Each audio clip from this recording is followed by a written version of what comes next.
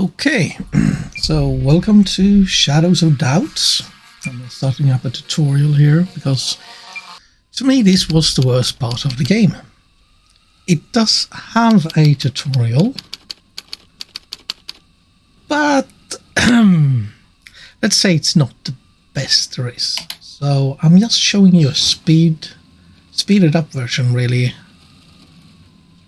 of the tutorial mission, just to show the different things and explain a little bit, because the game does not explain a whole lot. So there's a thing here to know. This is how you start off. This one isn't really explain why you do this, but this is your caseboard, and you can make a new one if you want to. However, for this reason, you don't really need to. And now I'm following the tutorial, so you can see the hands, that's where you're supposed to go. And yes, you can miss them. I'm leaving the key later, because that's tutorial mission, once again. That is part of the tutorial, but you can pick them up now. That was a paperclip. And those are used to basically lockpick stuff, of course. So paperclips and hairpicks. As you see, that's my name, Peyton, for this playthrough. Code is 1234. Never explained, never hinted at that this is needed, where you should find it.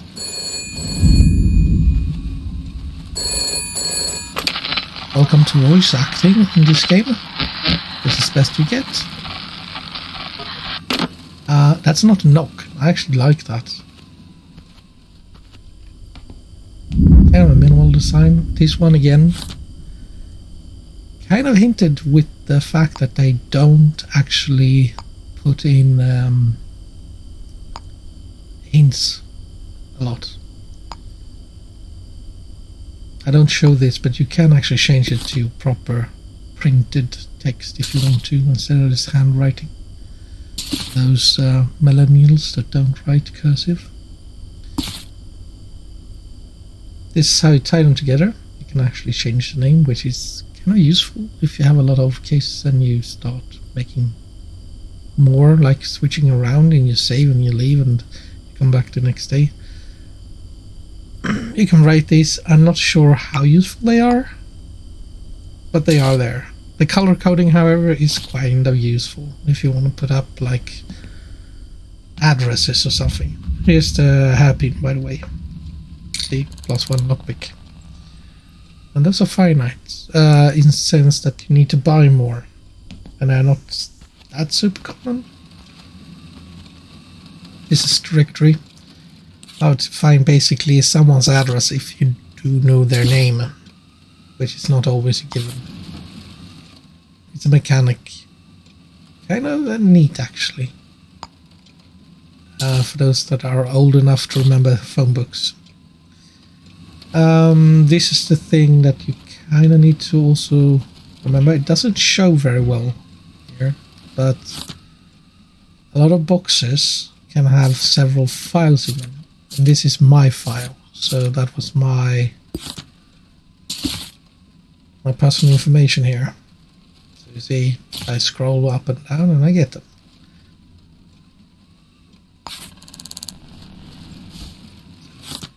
Not terribly important, I'm just basically proving a point here.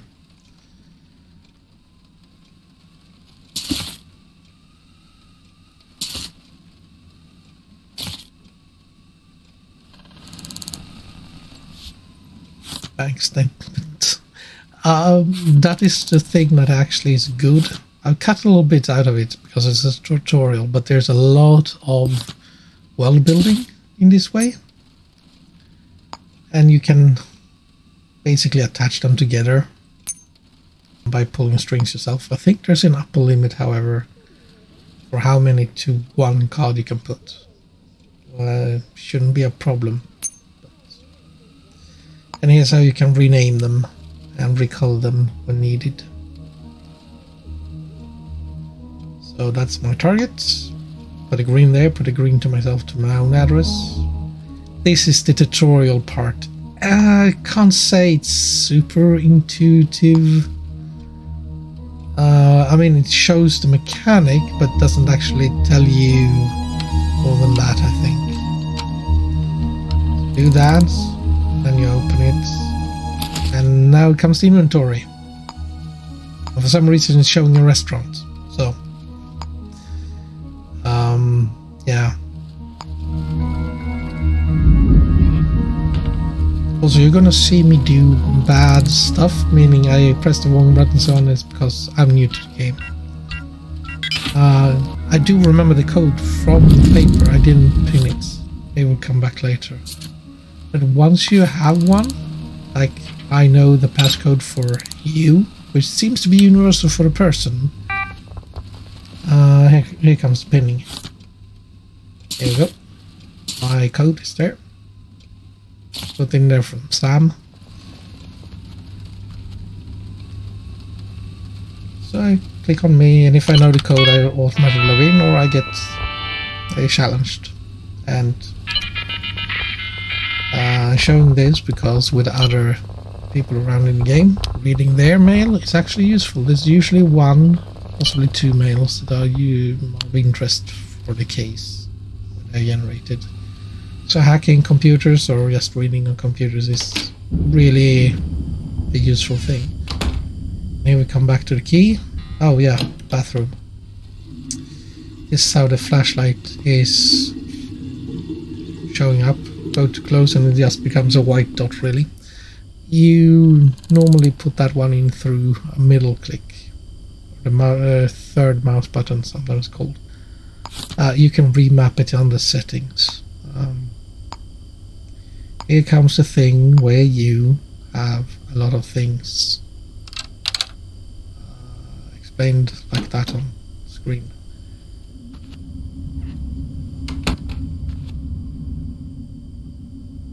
Yeah, so you can save, and luckily it doesn't delete your save name, so you can actually write a comment behind, so you can save for the case you have, for instance. In this case, the tutorial video save.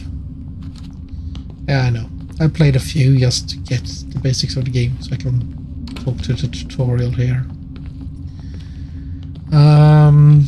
And you're gonna see me speeding up stuff here soon. I'll do that a lot in this game. Just so you can kind of slow it down if you really want to see what I do, but those are speedruns that you already see. So here we are going to this house, and you're running up the stairs because that's fun. I sort of had a plan with this. This is showing the floors of a building. You can actually use the arrows up and down there to look at different floors. That unknown address is a very important room for this mission because it is one of the things that links our case together. One of them. I think this is sort of easier. So this took me a while to figure out, actually. Not getting in, that's easy, but how to navigate them. So in this case it's down and then right, so to speak. And that one is a tab. You can actually pull up your map at any time. It will retain the map that you have on your F or caseboard, that scale. And you can have it on the side to show where you're heading, which in the vents is actually very useful because you have to go down a floor, up a floor, and so on and so forth, usually to get into rooms that you want to get into. They don't actually follow the floors very well, these ones. And here we see someone inside room soon. It's not very obvious, but there's someone seated there, and that's an officer. Or enforcer in this case.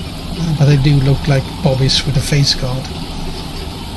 So the trick with this is if you have someone in a room that you don't want to have them there and you don't want to be physical or anything, you can knock on the door. So we're heading back now, and I'm only showing you this in real time so you get a sense of the scale. And I'm not doing the super jarring movements yet. So closing these down is good because citizens and guards do note it. And there goes our officer out the door. Came from here. We knock it. And here's someone else in here that we didn't see before. So, leaving. And yes, you know where we're heading. Down the vents, back to the room. But because we knocked, no one is here. Ta-da!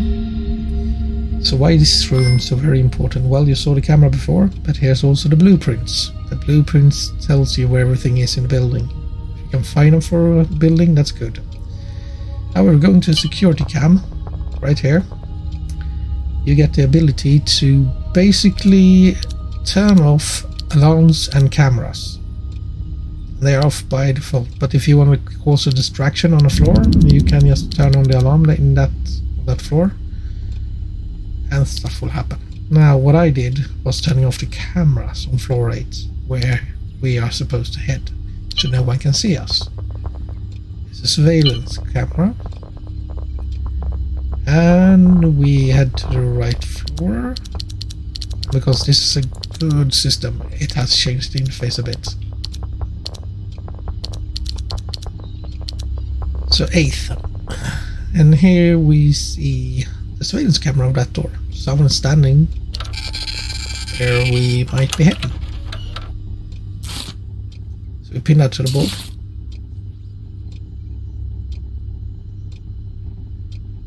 Close that one, but then you can kind of link it straight to where you want it to be linked, like I do now. So.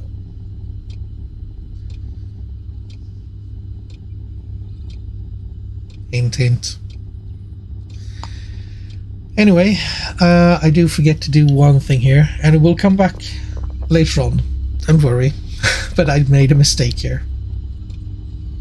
One. At least. Anyway, you can scan the timeline, you can change the days and so on. Actually, I did 2 mistakes here. But I do get another 2 lockpicks and 1 key. If you can nab a key, do it. I don't think they actually go away. I won't promise anything. And yes, here we're speed running. Because we're heading up through the vents to the apartment we were supposed to go. And here comes a little bit of a tutorial, kind of late. But yeah, it does explain get to locate the vent so you can escape quickly. But we came in through a vent, so we know where it is. In the bathroom. Creepy, creepy. And here we have someone that's not so lively. And I mean, we can guess.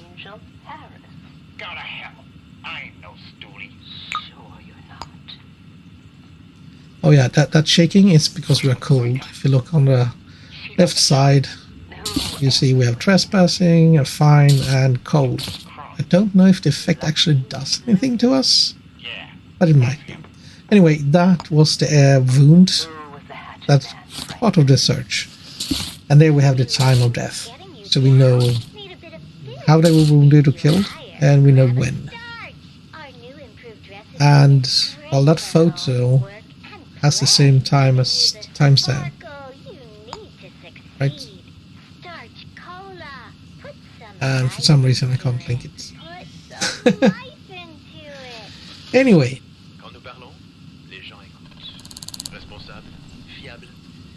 the other thing to do, I pressed 4, but you can change that as well.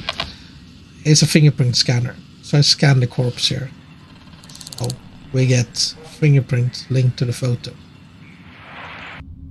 And here I go over the work visa and all of that, and taking more fingerprints, taking more money and so on. Basically rearranging a little bit, we get out that this is indeed Oni. And we find a shotgun that's not used. But here comes the first clue. That's a cartridge matching the exit wound size. And bring it up, you can pin it. And link it.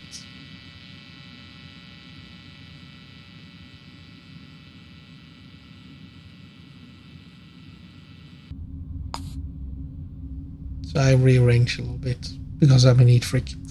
And then I scan some more, and scan some more, and scan some more. And here's a save. And that's a upgrade, so you can get sims that give you new abilities.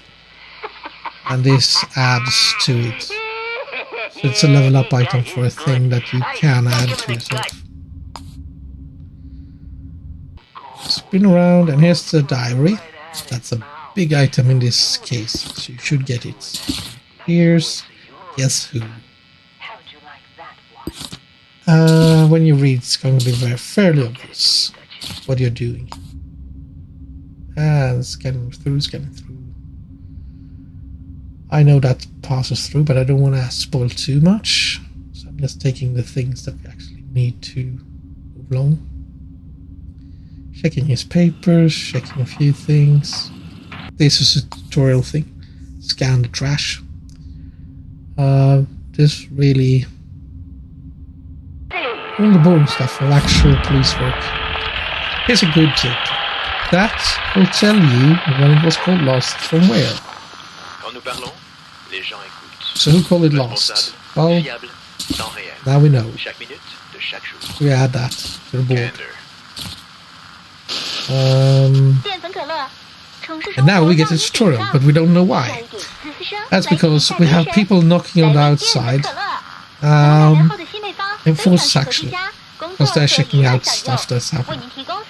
So in a very stressful situation, they're trying to explain where stuff are, which kind of takes you out of the situation.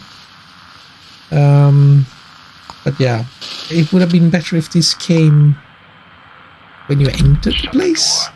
But there you see them, reds. And you see me not moving fast, and that's because even though I know it's coming, it stressed me out. So getting out, you can see here on the map, like, and there we're out. And no one is really pursuing you here, because they're still up at the apartment. So we just head out, kind of thing. Here's the elevator, and yes, this is how you can actually get around buildings a little bit easier if you don't want to run up and down and hope to see the right floor, because it's only written out on doors. I think I never get to see it written down on the wall saying what floor it's on. So out, running. And here's the thing that really made a mess for me, that I found on a Reddit post of all things. Thank you very much, Reddit, for having that forum open. Is to go to the city hall, because in here, I'm going to show you, this will be a big hub for you for a lot of reasons.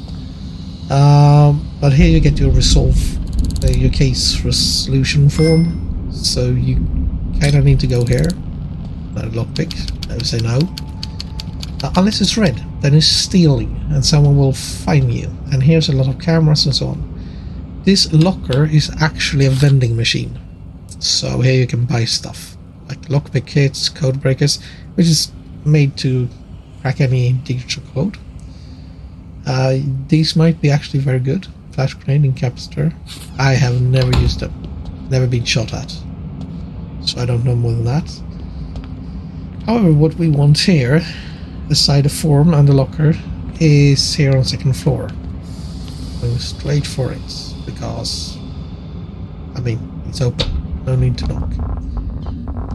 Going in here, we can actually look up people.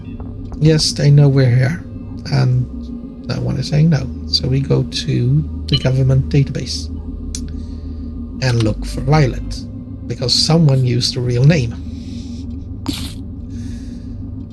This is just me going through these. See, Violet. So that's what name we're going to look for. And I have pressed F a few times. That's happening. Violet. And I have advantage. I know this case now. So, Violet Diaz. There's no point here. But you need to print. And you need to open it up. And now you can pin it. That's what I forgot, forgot before. Like, why do I need to do this? Stuff aren't saved unless you pin them. And that's why we're back here. Because, well, in this surveillance tape, you could see me hovering my mouse over it. And this was the mistake I did here. I didn't turn it off. Left evidence. You have to click on it. And now, you can't print it or anything, but now it's in your damn profile. And now it links into the exit wound, diary, and everything. And now we have proof in it, sort of. But the fingerprint match, the image match, so we can place them at the murder. We know what type of weapon it was. And that's why we're also heading back here. This is an aside. On the phone, you can actually figure out what phone number it is to the apartment by doing this phone number. No. 154. I ain't gonna sing no law for you.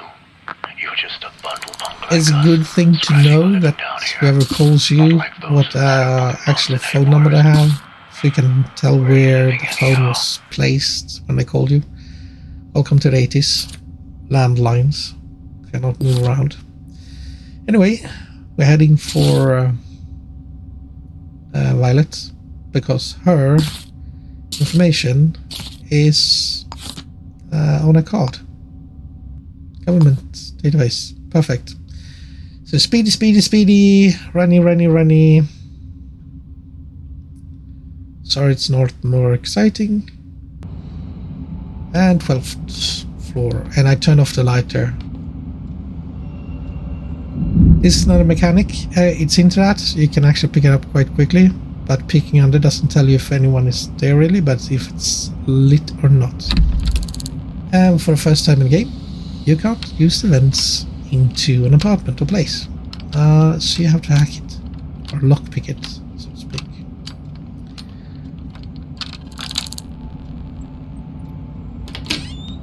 Well, you can open it. And here's the fun part. He noticed that something happened. So he didn't actually see me per se. And you see that eye, very reminiscent of Thief actually, the old ones. Once it's gone, he has lost interest and he's moved away. You saw the shadow there, which is actually kind of nice when it's lit. You can see people's shadow. And they are speeding here. And this apartment, I know it, so you can actually use that corner to hide. So what I do here is fingerprinting and trying to mark the gun. There we go. Yeah, always take coins from the criminals. Okay, so we take the key. Keys are always good. Organ donor. Good assassin. So run around back to the corner where it's safe. Because from here you can actually see the red when they move, where they are. And this is how you resolve the case. You can type in the name, but it's better to select the card. And you can put different ones, but fingerprints always trumps. That photo, nice as it is, it's not definitive, but that fingerprint is. You can turn in with anything. So make sure that you take them right. And now you can close the case if you want to. You see the optional part is to arrest the killer. Now if you arrest them, you have to use handcuffs. But you do get more money for it. And money is important in this game.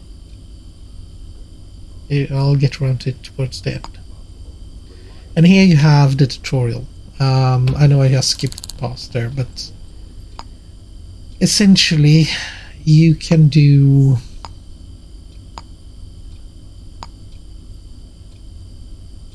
so that's the tutorial for it. I haven't really figured it out. I guess you can wait around to do it out in public, but yeah, I'm just showing you that that's how you do it. Basically sneak up behind them and just click on them. and you're handcuffing them, and you can then fingerprint them, and you can search them. It might be useful if they have their murder weapon on them or something like that. But yeah, in this case, her friend caught me and I ran out the door, which is fine. I head back here and I basically decide to do what you should do, or what I should have done from the start, not cared about arresting someone. So I turned it in, and yeah, same place that you took the form from, you turned it in. And you can do a partial, but this one is solved. Everything correct. Once again, that handcuff tutorial, wrong place probably. Should have gotten it earlier. Social credit level up, yay! So when you get to 8, you can retire. Now the ending of the case. Swooping along back to where we started. There's a letter telling us we lost our apartment.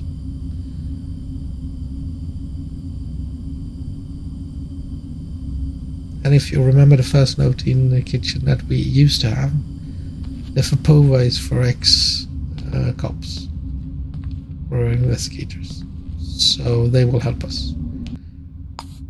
So speeding up, and I was really lucky some around. But here's a public directory, so I know her name, Beth Gallagher. So you go to G, Gallagher, and B. And this is the one I want, so just mark her spots, head for it, and here she is. And this is the lucky part, because she can go away to work and be gone. But usually you can find her quite easily. Yeah, lucky day.